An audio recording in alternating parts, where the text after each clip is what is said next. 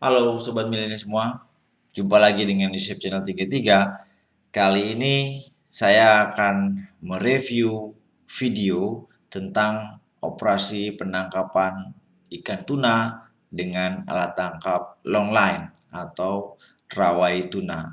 Di mana terawai tuna atau longline ini adalah alat tangkap yang menggunakan tali dan pancing dan biasanya digunakan pada penangkapan ikan tuna di perairan laut dalam. Kali ini saya akan mereview, jadi ketika video berjalan, saya akan stop sedikit untuk memberikan penjelasan tentang bagaimana operasi penangkapan ikan tuna ini dan alat-alat apa saja yang ada di kapal penangkapan ikan dengan alat tangkap tuna longline. Oke, mari kita mulai.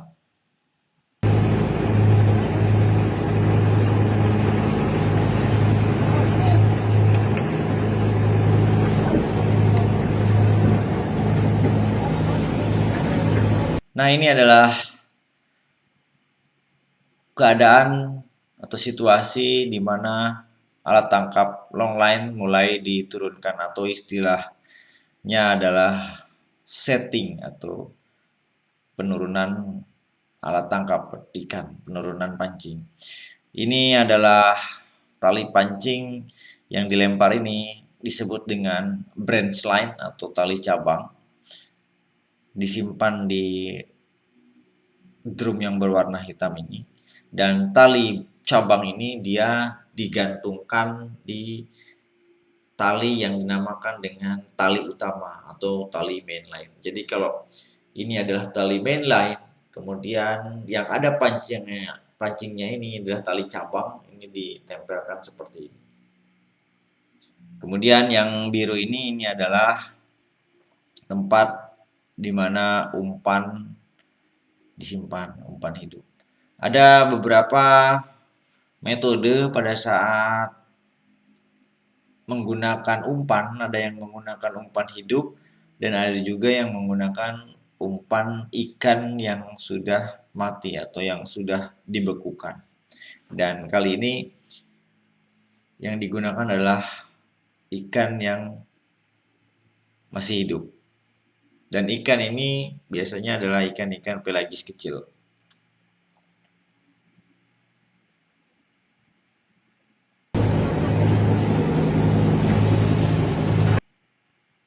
Nah, ini adalah bak penampungan di mana ikan hidup disimpan dan di situ dia menggunakan aerator agar selalu tetap hidup.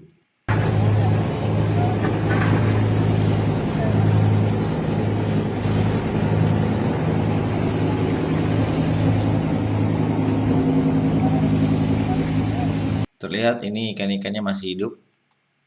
Ikan ini adalah ikan-ikan yang tergolong dalam ikan pelagis kecil seperti selar, lemuru, atau juga misalnya layang. Ini digunakan untuk umpan menangkap ikan tuna.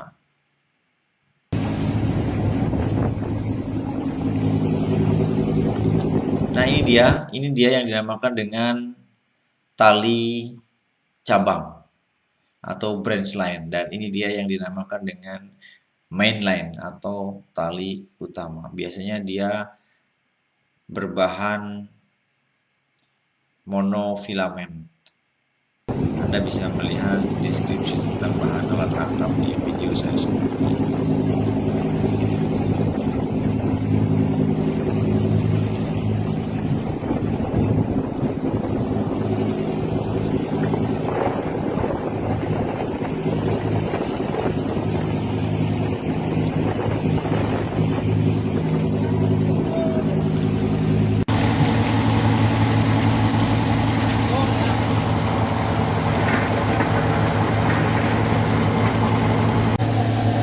Nah, ini adalah bola pelampung. Bola pelampung ini bertujuan sebagai penanda jumlah pancing yang sudah diturunkan. Artinya, jika bola pelampung ini ada 2 dilempar ke laut, berarti di antara dua bola pelampung ini misalnya ada jumlah pancing yang terpasang. Misalnya ada 10 mata pancing. Dengan demikian, kalau ada 10 bola yang dilempar dengan setiap bola ini adalah berisi 10, maka jumlah total keseluruhan pancing yang diturunkan adalah 10 bola dikali 10 pancing tiap bola. Sama dengan 100 mata pancing. Dan biasanya tentunya jumlah bola yang dilemparkan ini bisa lebih dari 10 atau 20 atau bahkan mungkin bisa lebih dari 30 bola yang dilempar.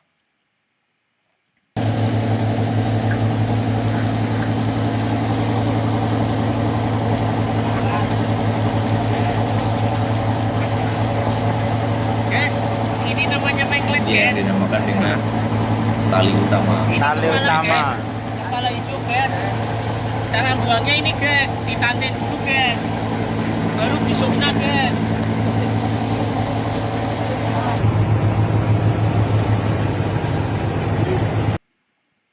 Nah, ini adalah yang dinamakan dengan radio buoy atau pelampung radio.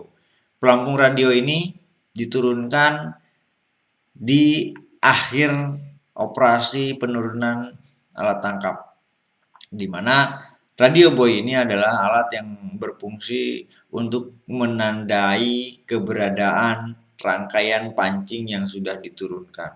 Artinya, ketika radio buoy ini diturunkan, kapal meninggalkan radio buoy dan nanti ketika akan melaksanakan penarikan pancing atau yang disebut dengan hauling, maka kapal mencari pelampung ini, radio buoy ini, dengan memanfaatkan sinyal radio yang dipancarkan oleh alat ini, oleh radio buoy ini. Nah, sinyal radio ini ditangkap oleh kapal, dicari oleh kapal dengan alat yang dinamakan dengan RDF atau Radio Direction Finder. Dengan alat ini, maka kapal akan mudah mencari pancing yang sudah diturunkan.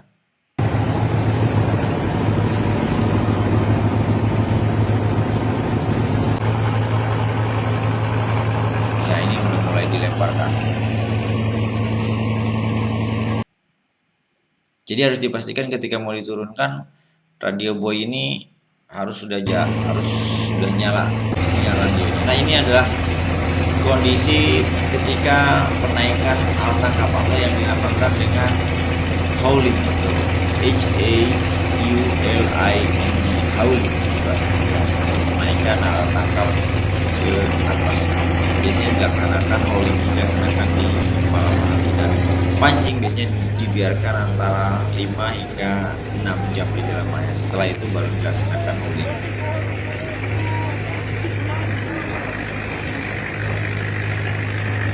Ya, terlihat ada ikan tuna yang sudah naik.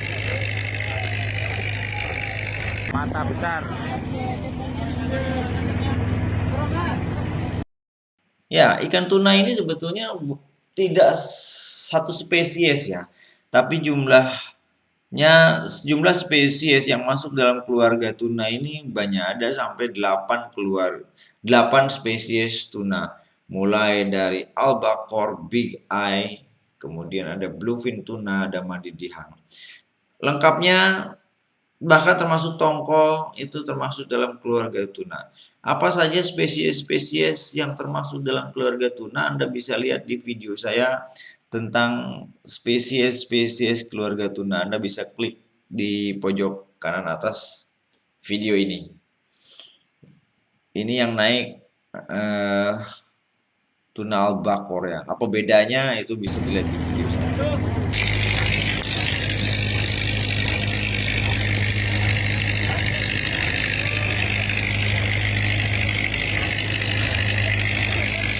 Ini udah mulai naik, dia menggunakan ganco ya.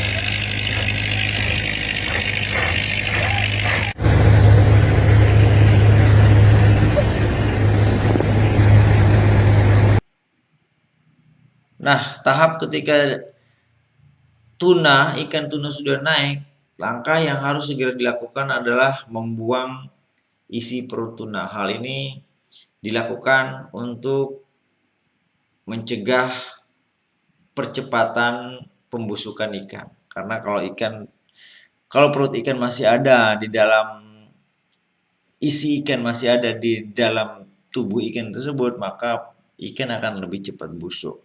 Dan sumber-sumber penyakit itu akan dapat mengkontaminasi daging ikan tuna.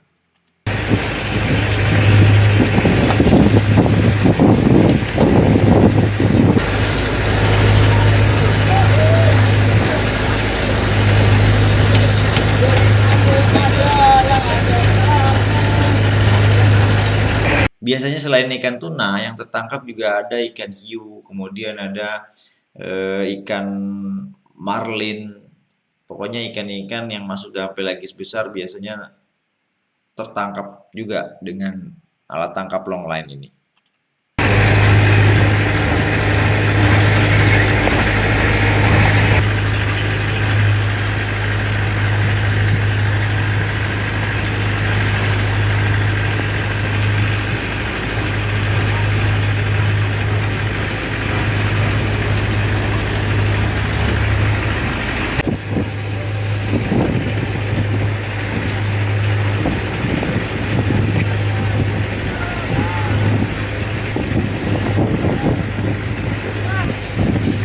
Ya, ini ada tuna albacore ya.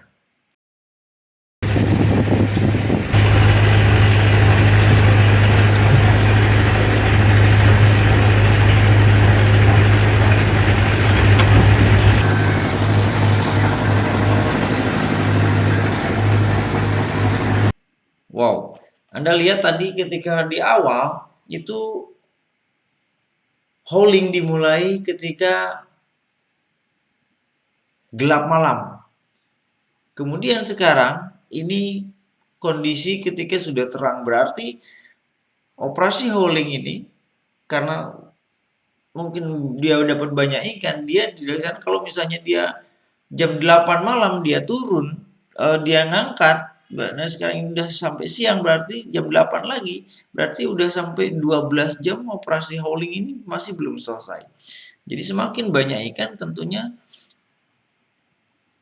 semakin lama operasi hauling itu. Kenapa operasi penangkapan tuna longline membutuhkan stamina fisik yang luar biasa.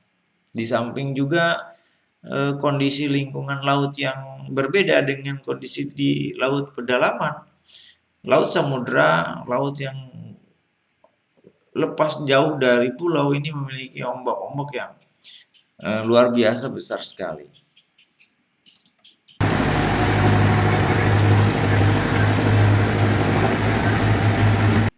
Ya, tidak lupa ketika menangkap ikan, ikan naik, isi perut langsung dibuang.